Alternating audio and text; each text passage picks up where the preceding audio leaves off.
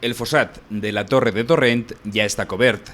Estos dies finalitzen els treballs amb la col·locació de les plaques de formigó que marquen la zona on estan soterrades les restes i que complixen també la funció de paviment. Una mesura que no ha estat exempta de polèmica. Per a l'Ajuntament es tracta d'una actuació que obeeix a les demandes dels veïns. Amb tot, des de l'oposició no es veu igual.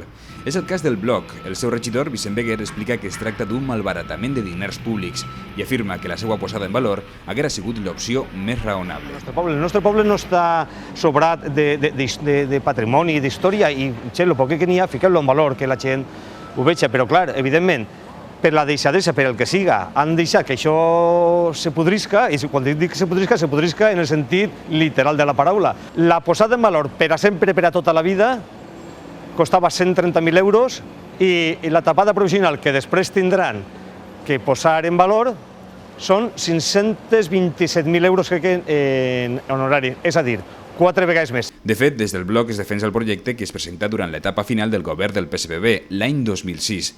Esta opció contemplava la posada en valor fent que el fossat fora visitable i evitant que es convertirà en un abocador incontrolat.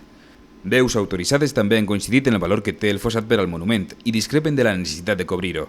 És el cas del Consell Valencià de Cultura, que demana la seva posada en valor una vegada finalitzen les obres del mercat, així com el conservador de la Universitat de València, Daniel Benito Gerlich, que veu paral·lelismes entre el cas del fossat de Torrent i les Torres de Serrans de València.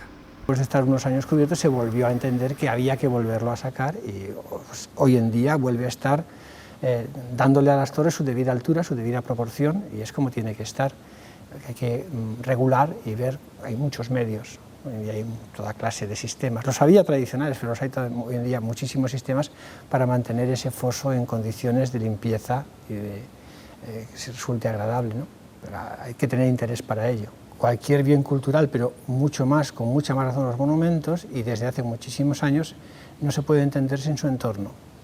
Entonces, un monumento mutilado, un monumento deformado, un monumento manipulado no cumple la función de memoria que debiera tener. L'Ajuntament de Torrent parla d'una obra provisional.